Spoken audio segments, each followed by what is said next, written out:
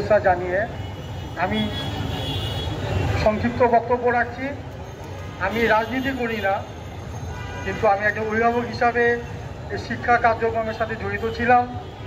আমরা ফ্যাসিস্ট সরকারের বিরুদ্ধে অনেক আগের থেকেই আন্দোলনে লিপ্ত ছিলাম। তখন দেখেছি ঢাকা ইউনিভার্সিটি টিচাররা প্রফেসররা তাদের ব্যক্তিগত স্বার্থের জন্য পেনশন, যেটা আমরা তো অবজার্ভ করি, আমরা হয়তো পলিটিক্স করি না, কিন্তু আমরা অবজার্ভ করি, আমরা দেখি কার কী ধরনের চরিত্র। তারা ফ্যাসিস্ট সরকারের সাথে নেগোসিয়েশনে ব্যস্ত ছিল তাদের পেনশন নিয়ে। তখন আমরা তাদের কোনো সহায়তা পাইনি। আমাদের মামুন স্যার ম্যাডাম যারা আছেন তাদের সাথে আমরা আলাপ করেছি, তারা আমাদেরকে পথ নির্দেশন দেখাইছে, আমরা আন্দোলন করেছি ফ্যাসিস্ট সরকারের বিরুদ্ধে। তখন কিন্তু এই যে আজকে যারা বলতেছে ইসলামী যারা উনি কেন কমিটিতে আসেন, ওরা কিন্তু খবর নেই, ওদের সাহসী ছিল না, ওরা এখন ফাঁকা মাঠে গোল করতে চাচ্ছে। আমরা যখন ফ্যাসিস্ট সরকারের বিরুদ্ধে ছিলাম, যখন নির্বাচনের আগে এবং পরে, তখন আমরাও ছিলাম, পুলিশ আমাদের সামনেই ছিল, ওদের সামনে আমরা প্রতিবাদ করেছি। তখন কিন্তু তারা আসেনি, তাদেরকে খুঁজে পাওয়া যায়নি। যখন 5ই আগস্ট ঘটেছে তখন তারা মনে করেছে এখন তো আর ঝামেলা নেই, এখন তারা নতুন নতুন ফন্দি নিজেরা প্রকাশ করতেছে।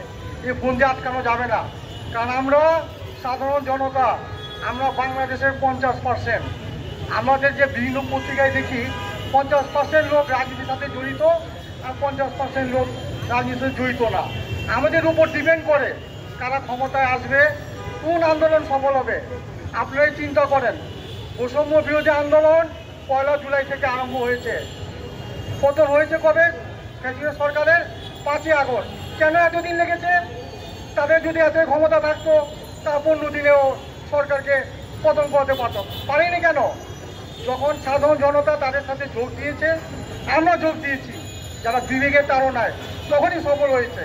এজন্য বৈষম্য বিরোধী আন্দোলন এবং বর্তমান অন্তর্বর্তী সরকারকে বলতে যাচ্ছি, আপনারা নিজেদেরকে খুব বুদ্ধিমান মনে করেন না। ওদের থেকে 50% লোক আপনাদের চাইতে অনেক বুদ্ধিমান, ওরা অবজার্ভ করতেছে আপনারা কী কাজ করতেছেন।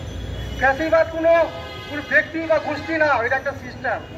ওরা যদি ফ্যাসিবাদী হয়ে থাকে, আপনারা যদি এমন কোনো কাজ করেন না আপনারাও যাতে ফ্যাসিবাদীর মধ্যে পড়ে যান, তো আমরাও তখন কিন্তু আমরা আবার আন্দোলনে নেমে যাব।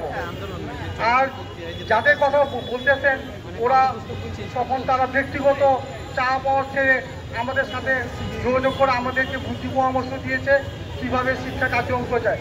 আরে বৈষম্য বিরোধী আন্দোলন তারাও তো নিজেদের স্বার্থে কোটার জন্য আন্দোলন করেছিল, ওই শিক্ষার জন্য তো আন্দোলন করে নাই। শিক্ষার জন্য আন্দোলন করছে অভিভাবক, যারা দেখেছি শিক্ষা জাতির মেরুদণ্ড ভেঙে যাচ্ছে, তখন তারা কিন্তু আমাদের সাথে আসে নাই।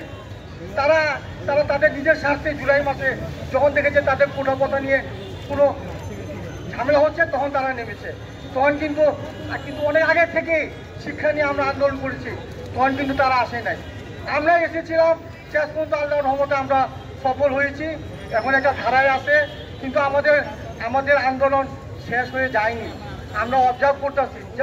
আমরা শিক্ষা উপদেষ্টার সাথে আলাপ করেছি, এনসিটিভি চেয়ারম্যানের সাথে আলাপ করেছি, ওরা আমাদেরকে আশ্বাস দিয়েছে আমরা সিলেবাস দেখবো, বই চেঞ্জ করব, সিস্টেম চেঞ্জ করব, আমরা দেখতেছি। তাদেরকেও বলতে চাই আপনারা এমন কোনো কাজ করবেন না যাতে আপনাদের বিরুদ্ধেও আমাদের নামতে হয়।